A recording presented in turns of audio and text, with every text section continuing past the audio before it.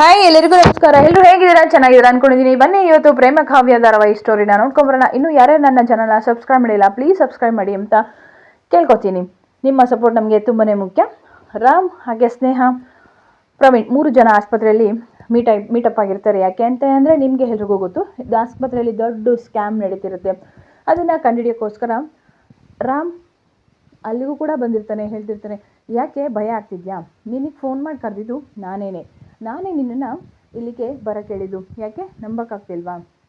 ಇದನ್ನೆಲ್ಲ ಕಂಡಿಡಬೇಕು ಅಂತಲೇ ನಿನ್ನನ್ನು ಇಲ್ಲಿಗೆ ಬರೋಕ್ಕೆ ಹೇಳಿದ್ದು. ಆದರೆ ನೀನು ಬಂದೇ ಬಿಟ್ಟಿಯಲ್ಲ ಅಂತ ಹೇಳ್ತಿರ್ತಾರೆ.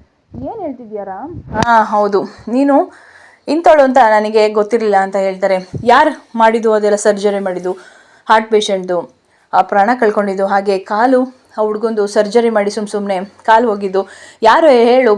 ಸುಮ್ಮನೆ ಒಪ್ಕೊಂಡ್ರೆ ಸರಿ ಅಂತ ಹೇಳ್ತಿರ್ತಾನೆ ರಾಮ್. ಯಾಕೆ ರಾಮ್ ಹೀಗೆ ಮಾತಾಡ್ತಿದ್ಯಾ? ನಾನಲ್ಲ, ನೀನಲ್ವಾ? ಹಾಗಿದ್ರೆ ಪ್ರವೀಣ್, ಬಾ ಪ್ರವೀಣ್ ಅಂತ ಹೇಳಿಬಿಟ್ಟು ಕರೀತಾನೆ ರಾಮ್. ಆಗ ಸ್ವಲ್ಪ ಸ್ನೇಹಗೆ ಫುಲ್ಲು ಶಾಕ್ ಆಗುತ್ತೆ. ಹಾಂ ರಾಮ್, ಇವನೇ ಪ್ರವೀಣ ಎಲ್ಲ ಸರ್ಜರಿ ಮಾಡಿದ್ದು, ನಾನಲ್ಲ ಅಂತ ಹೇಳ್ತಾರೆ. ಯಾಕೆ ಮೇಡಮ್ ಸುಳ್ಳು ಹೇಳ್ತಿದ್ದೀರಾ? ನನ್ನ ಮೇಲೆ ಹೇಳ್ತಿದ್ದೀರಾ ನೀವು? ಮಾಡೋದೆಲ್ಲ ಮಾಡಿಬಿಟ್ಟು ನನ್ನ ಮೇಲೆ ಯಾಕೆ ಹೇಳ್ತಿದ್ದೀರಾ ನೀವು ಅಂತ ಹೇಳ್ತಾರೆ. ಇದೆಲ್ಲ ಸುಳ್ಳ? ಎಲ್ಲನೂ ಕೂಡ ಹೇಳ್ತಾ ಆಯಿತಾ? ನೀನು ಈ ಸ್ಕ್ಯಾಮ್ ಮಾಡ್ತಿರೋದು ಅಂತ ನನಗೆ ಗೊತ್ತಾಗ್ತಿದೆ. ಯಾಕೆ ಈ ಥರ ದುಡ್ಡಿನ ಆಸೆ ಪಡ್ತಿದ್ಯಾ ಅಂತ ಹೇಳ್ತಾನೆ. ನಾನಲ್ಲ ರಾಮ್ ಅಂತ ಪದೇ ಪದೇ ಹೇಳ್ತಿರ್ತಾಳೆ. ಜೋರಕ್ಕಾಗೆ ಕಪಾಲಕ್ಕೆ ಹೊಡಿತಾನೆ. ಸಾಕು ನಿಲ್ಸು ನಿನ್ನ ನಾಟಕನ. ನಾನಲ್ಲ ಅಂತ ಯಾಕೆ ಪದೇ ಪದೇ ಹೇಳ್ತೀಯ? ಯಾಕೆ ಬೇರೆಯವ್ರ ಮೇಲೆ ದೂರ್ತೀಯ ನೀನು ಅಂತ ಹೇಳ್ತಿರ್ತಾನೆ. ಆಗ ಪ್ರವೀಣ್ ಕೂಡ ಅಲ್ಲೇ ಇರ್ತಾನೆ. ಯಾಕಿಷ್ಟು ಸುಳ್ಳು ಹೇಳಿದೆ ನೀನು? ನಿಂಗೆ ಏನು ಅವಶ್ಯಕತೆ ಇತ್ತು ಈ ಥರ ನನ್ನ ಹತ್ರ ಸುಳ್ಳು ಹೇಳೋದು? ಅದೆಲ್ಲ ನಾನಲ್ಲ ಪ್ರವೀಣ್, ಮತ್ತೆ ಪ್ರವೀಣ್ ಅಂತ ಹೇಳ್ಬಿಡ. ಪ್ರವೀಣ್ ನನ್ನ ಫಸ್ಟೇ ಮೀಟ್ ಮಾಡಿದ್ದ ಆಯಿತಾ? ನಾನು ಅವ್ನ ಮಾತು ಕೇಳ್ದಲೇ ಹೊರಟಿದ್ದೆ ಆ್ಯಕ್ಚುಲಿ. ಆಗ ಪ್ರವೀಣ್, ದಯವಿಟ್ಟು ನನ್ನ ಅರ್ಥ ಮಾಡ್ಕೊಳ್ಳಿ, ದಯವಿಟ್ಟು ನಾನು ಕೇಳಿದೆ. ಈ ಸ್ಕ್ಯಾಮಲ್ಲಿ ನಾನು ನಿಜವಾಗ್ಲೂ ಮಾಡಿಲ್ಲ, ಇದರಲ್ಲಿ ಮಾಡಿರೋದೇ ಬೇರೆ ಸರ್, ದಯವಿಟ್ಟು ನನ್ನ ಮಾತು ಕೇಳಿ, ಒಂದ್ಸಲ ಕೇಳಿ ಅಂತ ಪ್ರವೀಣ್ ಗೋಗರ್ದು ಬೇಡ್ಕೊತಾ ಇರ್ತಾನೆ. ಆಗ ಸ್ವಲ್ಪ ರಾಮ್ಗೆ ಡೌಟ್ ಬರುತ್ತೆ. ಏನು ಹೇಳ್ತಿದ್ಯಾ ನೀನು? ಈಗ ಇನ್ನೊಂದು ಏನು ಕತೆ ಕಟ್ತಿದ್ಯಾ ಪ್ರವೀಣ್ ನೀನು? ಇಷ್ಟೆಲ್ಲ ಮಾಡಿಬಿಟ್ಟು ಈಗ ಮತ್ತೆ ಇನ್ನೊಂದು ಕತೆ ಕಟ್ತಿದ್ಯಾ? ಹೌದು ಸರ್, ಈ ಹಿಂದೆ ನಾನು ಯಾವುದೇ ಕಾರಣಕ್ಕೂ ಈ ಥರ ಸರ್ಜರಿಗಳನ್ನ ನಾನು ಮಾಡಿಲ್ಲ ಸರ್. ಅದರಲ್ಲಿ ಕೈವಾಡ ಇದೆ ಅಷ್ಟೇ, ನಾನು ಅದಕ್ಕೆ ಹೆಲ್ಪ್ ಮಾಡಿದ್ದೀನಿ. ಆದರೆ ನಾನಂತೂ ಈ ಸ್ಕ್ಯಾಮಲ್ಲಿ ಇಲ್ಲ ಸರ್. ಮತ್ತು ಯಾರು ಮಾಡಿರೋದು ಅದನ್ನೆಲ್ಲ ಅಂತ ಕೇಳ್ತಾರೆ. ಸ್ನೇಹ ಮೇಡಮು ಸರ್ ಅಂತ ಹೇಳ್ತಾರೆ. ಏನು ಸ್ನೇಹನ? ನನ್ನ ಸ್ನೇಹ ಈಗ ಮಾಡೋಕ್ಕೆ ಸಾಧ್ಯನಾ? ಏನು ಇವಾಗ ಸ್ನೇಹ ಮೇಲೆ ಎತ್ತಾಕ್ಬಿಟ್ಟು ಬಚಾವಾಗಬೇಕು ಅಂತ ನೋಡ್ತಿದ್ಯಾ? ನಿನ್ನ ಸುಳ್ಳು ಕಟ್ಕತೆ ಎಲ್ಲ ನಾನು ನಂಬಲ್ಲ. ಹೌದು ಸರ್, ನಾನಲ್ಲ. ಆ ದುಡ್ಡಿನ ಆಸೆಗೋಸ್ಕರ ಏನು ಬೇಕಾದರೂ ಮಾಡ್ತಾರೆ ಸರ್ ಸ್ನೇಹ ಮೇಡಮು. ಇಂಥ ಹಲವಾರು ಸರ್ಜರಿಗಳನ್ನು ಮಾಡಿ ಅವರ ಜೀವನ ತೆಗೆದಿದ್ದಾರೆ ಅಂತ ಹೇಳ್ತಾರೆ. ಏನು ಹೇಳ್ತಿದ್ಯಾ? ಸುಳ್ಳು ಹೇಳ್ಬೇಡ ನೀನು.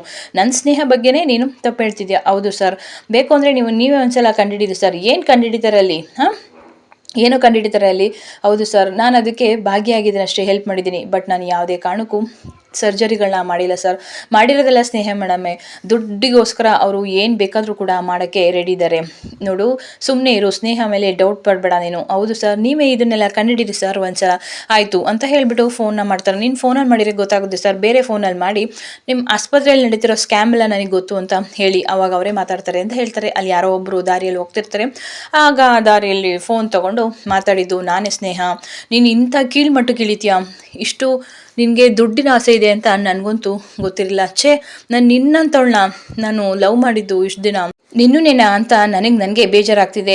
ಇದೇ ಲಾಸ್ಟ್, ಹುಷಾರು ಗೊತ್ತಾಯ್ತಾ? ಇನ್ನು ಯಾವುದೇ ಕಾರಣಕ್ಕೂ ನೀನು ಈ ರೀತಿ ಮಾಡೋಕ್ಕೋಗ್ಬೇಡ. ನನಗೆ ನಿನ್ನ ಮುಖ ನೋಡೋಕ್ಕೆ ನನಗೆ ಅಷ್ಟು ಬೇಜಾರಾಗ್ತಿದೆ ಅಂತ ಹೇಳ್ತಿರ್ತಾನೆ ರಾಮ್ ಸ್ನೇಹಾಗೆ. ಇನ್ನೊಂದು ಕಡೆ ಮಹಾದೇವ ಪಾಪ ಮದುವೆಗೆ ಅಂತ ಬಂದಿರ್ತಾರೆ, ಕಾವ್ಯ ಅವ್ರ ಫ್ರೆಂಡ್ ಮದುವೆಗೆ. ಆಗ ಆ ಫ್ರೆಂಡ್ ಹೇಳ್ತಿರ್ತಾರೆ, ಈ ಡ್ರೈವರ್ನ ಕರ್ಕೊಬಂದಿದ್ದು ಮದುವೆಗೆ ತುಂಬಾ ಹೆಲ್ಪ್ ಆಯಿತು ಕಾವ್ಯ ಅಂತ ಹೇಳ್ತಿರ್ತಾರೆ. ಆಗ ಪಾಪ ಕಾವ್ಯಂಗೆ ಏನು ಮಾತಾಡೋಕ್ಕಾಗಲ್ಲ, ತುಂಬ ಬೇಜಾರಾಗಿರ್ತಾಳೆ. ಯಾಕೆ ಕಾವ್ಯ, ನೀನು ಬಂದಾಗಲಿಂದ ನೋಡ್ತಿದ್ದೀನಿ ಇಷ್ಟು ಬೇಜಾರಾಗಿದೆಯಾ? ಹೌದು, ನೀನು ಗಂಡನ ಜೊತೆ ಬಂದಿದ್ರೆ ನೋಡು, ನಾವು ಎಲ್ಲರೂ ಕೂಡ ಖುಷಿಯಾಗಿ ಇರ್ಬೋದಿತ್ತು ಅಂತ ಹೇಳ್ತಾರೆ. ಹೌದು, ಅದಕ್ಕೆ ನೀನು ಇಷ್ಟೊಂದು ಬೇಜಾರಾಗಿದೆಯಲ್ವಾ ಅಂತ ಅವಳ ಫ್ರೆಂಡು ಕೇಳ್ತಿರ್ತಾರೆ. ಪರವಾಗಿಲ್ಲ ಕಣೆ, ಬೇಜಾರು ಮಾಡ್ಕೋಬೇಡ, ಇನ್ನೊಂದ್ಸಲ ನಮಗೆಲ್ಲ ಇಂಟ್ರೊಡ್ಯೂಸ್ ಮಾಡಿಕೊಡು ಅಂತ ಹೇಳ್ತಿರ್ತಾರೆ. ಆಗ ಇನ್ನೊಂದು ಕಡೆ ಮಹಾದೇವ್ ಪಾಪ ನನ್ನಂತ ಹಳ್ಳಿಗಮ್ಮರನ್ನ ಗಂಡ ಅಂತ ಹೇಳ್ಕೊಳಕ್ಕಾಗ್ದಲೆ ಕಾವ್ಯ ಮನ್ಸೊಳಗೆ ಪಾಪ ಎಷ್ಟು ಒದ್ದಾಡ್ತಿದ್ದಾಳೆ ಅಲ್ವಾ ಅಂತ ಹೇಳಿ ಅವನು ಕೂಡ ಬೇಜಾರು ಮಾಡ್ಕೊತಿರ್ತಾರೆ.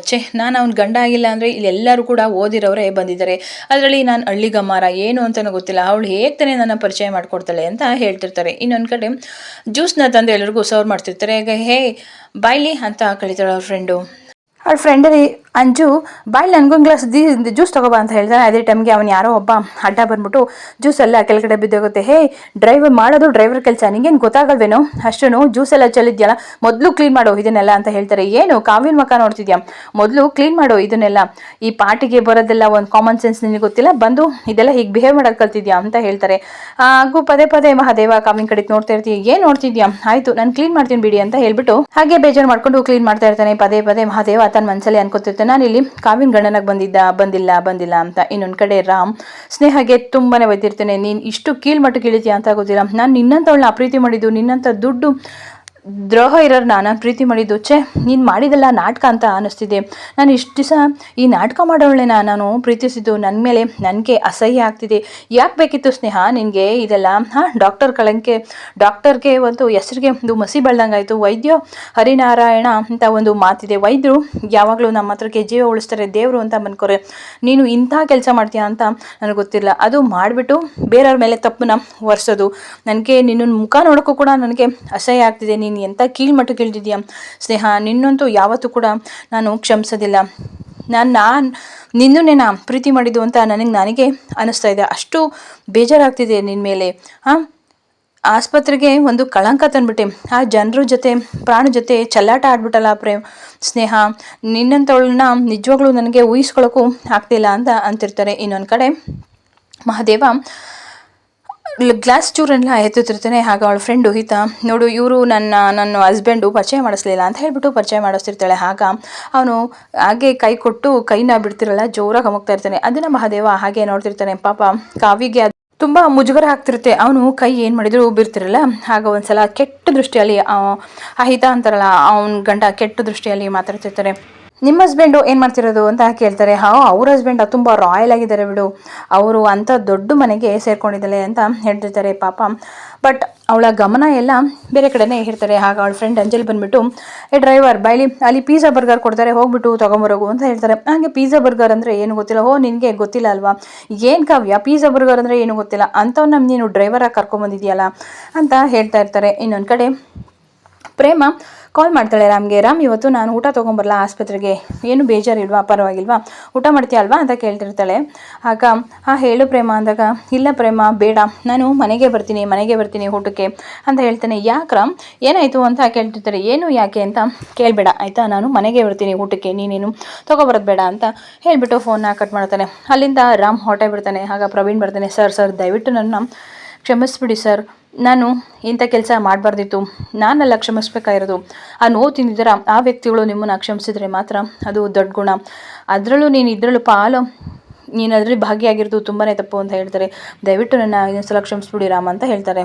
ಸ್ನೇಹ ಹಿಂದೆನೇ ರಾಮ್ ಅಂತ ಕೂಕೊಂಡು ಬರ್ತಿರ್ತಾನೆ. ಬಟ್ ಅವನು ನಿಲ್ಲಕ್ಕೂ ಕೂಡ ಬೇಜಾರು ಮಾಡ್ಕೊಂಡು ಹೊರಟಾಗ್ತಾನೆ. ಇನ್ನೊಂದು ಕಡೆ ಮಹೇಶ್ವರಿ, ಹಬ್ಬ ಎಷ್ಟೊಂದು ಬಿಸಿಲು, ಹಬ್ಬ ತಣ್ಣಗೊಂದು ಜ್ಯೂಸ್ ಕುಡಿದ್ರೆ ಸರಿಯಾಗುತ್ತೆ ಅಂತ ಹೇಳ್ಬಿಟ್ಟು, ರಾಣಿ ಎಲ್ಲಿದ್ಯಾ, ಬಾಯ್ಲಿ ಒಂದು ಗ್ಲಾಸ್ ಜ್ಯೂಸ್ ತಗೋಬಾ ಅಂತ ಕೂಗ್ತಿರ್ತಾನೆ. ಎಲ್ಲೋದ್ಲು ಕಣೆ ಈ ಹಾಳಾದಳು ಅಂತ ಹೇಳ್ತಾರೆ. ಅದೇ ಟೈಮ್ಗೆ ಪ್ರೇಮ ಬರ್ತಾಳೆ.